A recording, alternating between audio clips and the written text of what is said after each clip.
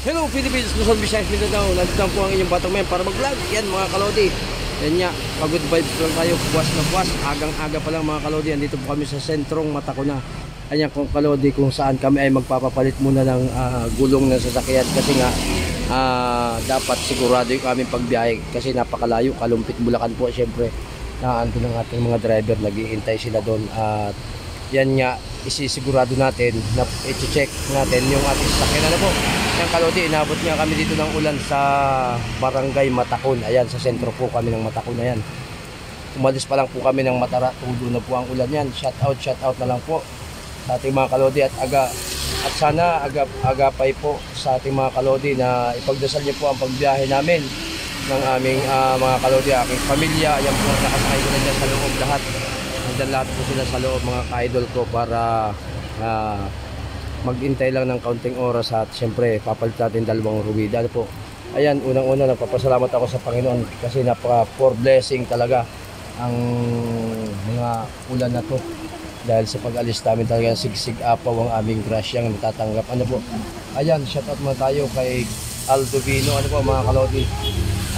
Shoutout na lang sa ating mga kalodi. Shoutout natin dyan sa Barangay Matara. Ang ating thank you po. Corona Ball Cup, Aiden P. Raitana. Nandito na po kami kap sa Barangay Matacon para magpapalit po ng sasakyan ni Joey Ridulay. Ano po, dito po kanya sakay at ngayon po kasalida nga niyang mag-drive si Wilfran Racenes Rilyama. Shoutout po sa lahat ng mga Rilyama family. Ano po, siyempre shoutout na natin ang ating kagawad Bong Riario. Ano po, at pakibantay pa rin ang aking bahay. Makikita-kita na lang dyan pare. Shoutout na rin natin dyan si Jason Rilyama mga ka-idol. Ayan, silip-silip lang mga kalodi dito sa Matacon para makita nyo kung anong sistema talaga at kung gaano kalakas itong ulan mga kalodi. Ayan nga, napakarami nga kalodi ng mga dumadaang sasakyan dahil nga iba't ibang biyahe. May papunta pong Legazpi, puntang Naga. Yan po yung binibidyo kong yan. At ito naman pong papunta dito. Ito naman po ang papunta na ng Manila mga ka-idol ko. Pa Manila na po yung biyahe nyo mga ka-idol. At yan po sa Bulacan, sa Kalumpit Bulacan yan. Wait nyo po kami dyan, yung family is located. Pinapacheck lang namin ang ating sasakyan. Ano po. At yun nga lang, may naiwan pa kami isang pasahero, si Maymelia, yung ina nung lalaki ni Kuya Orlis Copete. Hindi namin alam kung saan siya nagpahatid kasi ang usapan doon sa San Pascual, pero wala siya doon po mga kaldi. Pero okay lang naman po yung kung meron may motor doon, pwede po siyang humabol at intayin namin dito sa bahay ni Joey Regulay. Ano po mga kalodi. Ayan, sa akin pag-good vibes mga lodi, sa akin pagpakita naman sa inyo ano na naman yung pwede nyong i-comment sa pagbablog kong ito. Ano man yung makita ninyo sa akin na good vibes mga kalodi. Ayun nga kalodi, kahit umuulan, pinilit ni Joey yung driver na palitan yung aming gulong. Kasi nga, para sigurado ang aming paglalakbay.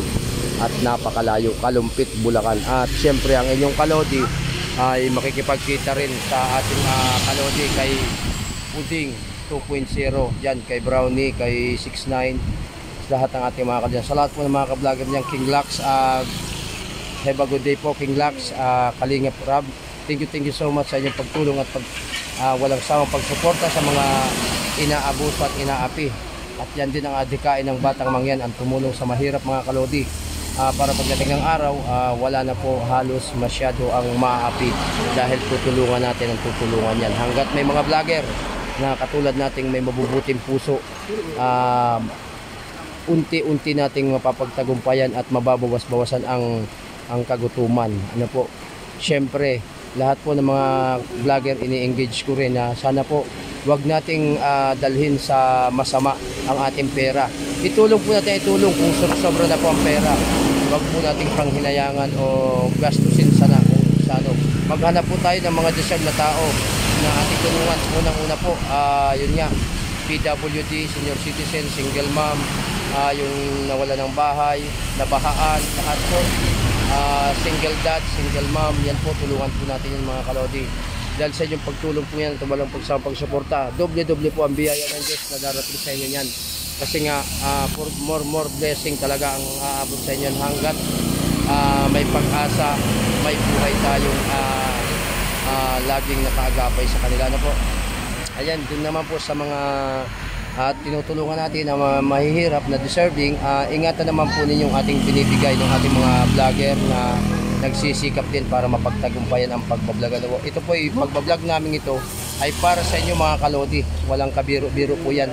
Ang lahat po ng ginagawa ng pagbablog ng Batang Mangyan ay sa inyo rin po yan.